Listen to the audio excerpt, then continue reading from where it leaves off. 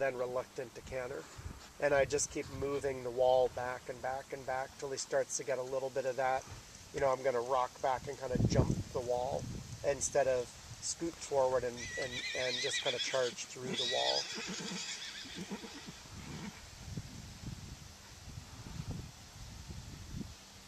Nice. Good rhythm there in the canter. It's same like the trot. Slowing down just enough to be deliberate with every stride. The canter, I'm always careful that the slowing down doesn't, you know, that they still jump. But I like that where it's just starting to slow and settle and rock a little more back onto the hind leg. Good. Good.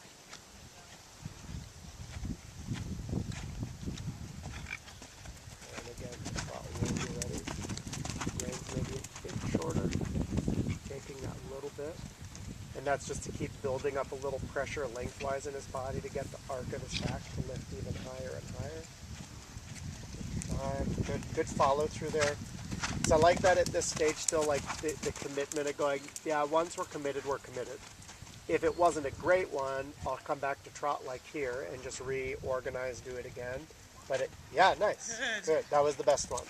But once I put my 8 on, you have to follow through on his end, which is just good, like mental training for him, that no matter what happens, the commitment has to be there on their part so that even if it's a struggle, they know they have to struggle through. I find, you know, in general, the horses tend to be a little wimpy about stuff like that, where they kind of, if the balance is off or the feeling's off, you know, they're quick to give up. And as the work goes for the dressage in particular, it's about hitting, you know, those moments all the time in the training where the work's hard or the struggle's great and just going, struggle through it. Because if you struggle through it, that's where you get stronger and greater understanding for how things work. Nice. Yeah. A little walk break in there again, and then the same with the right.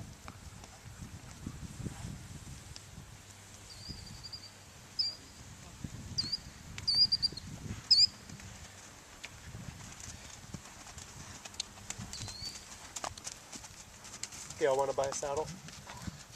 I don't know. I want you to send them up so she can ride them. I wanted to buy one.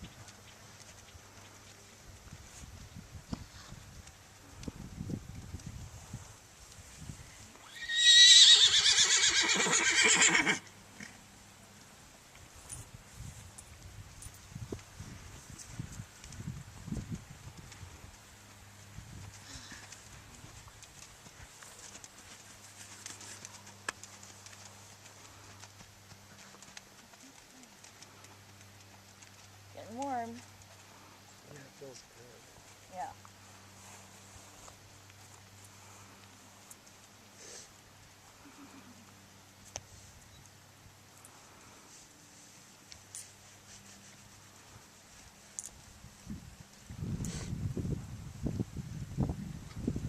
How long have you been riding this one? How long have you had this one? 1 month. Just a touch shorter in the rein when you can. And that, like I was saying that to Gail, it's not about saying, you know, shorten the neck. It's just about saying put a little more pressure through the back to lift in the pressure of the leg to hand type of compression on the contact. Good. Yeah. Yeah. Yeah, it's even better with the swing of the trot there.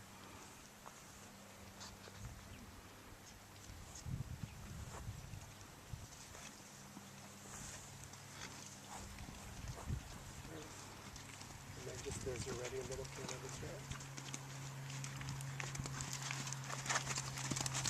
Closed on the rein.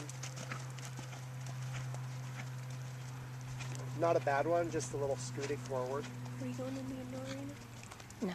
That's one, like, I think, you know, like little, you know, jumpers, when they're learning to jump, sometimes they run at the fence to try to just get over it instead of give you that little, you know, pat the ground, rock back, roll the back, and roll over the fence.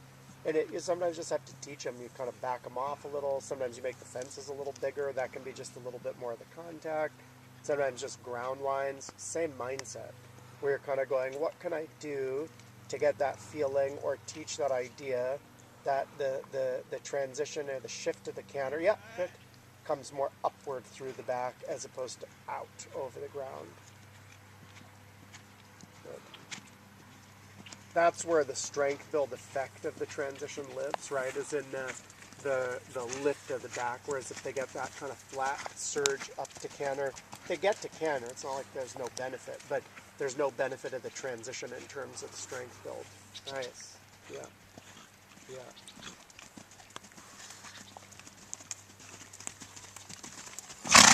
Really good arm around this.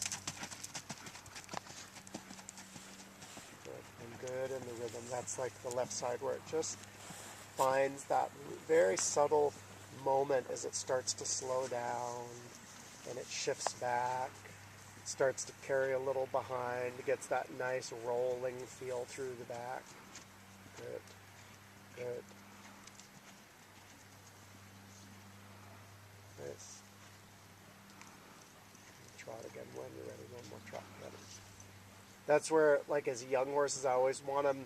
That's that spot where it starts to feel like they find a groove in the canter. Very good. Where they find that groove and it feels like they could actually canter all day. You know, they kind of click in and just get rolling in the canter.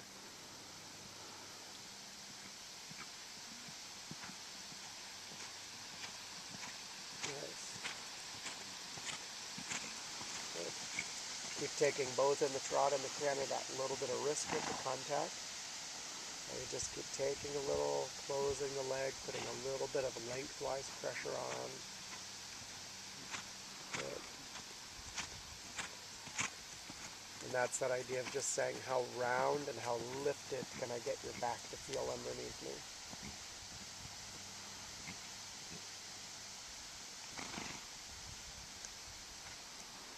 All right.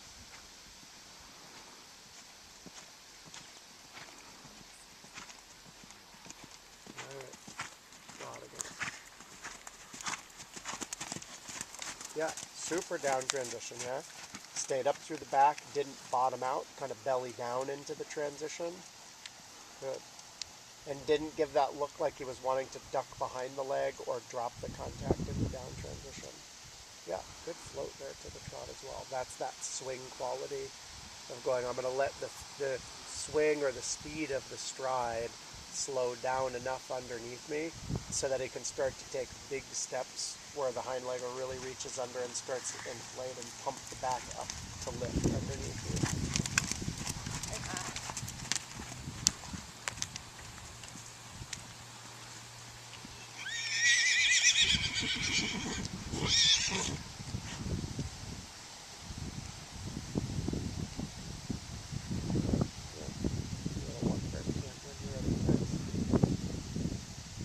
Longer he's going there, the better he's looking. Not that he looked bad to start, but that he's getting looser and more lifted through his back. He's floating more in the trot. The camera's starting to get more and more chunky.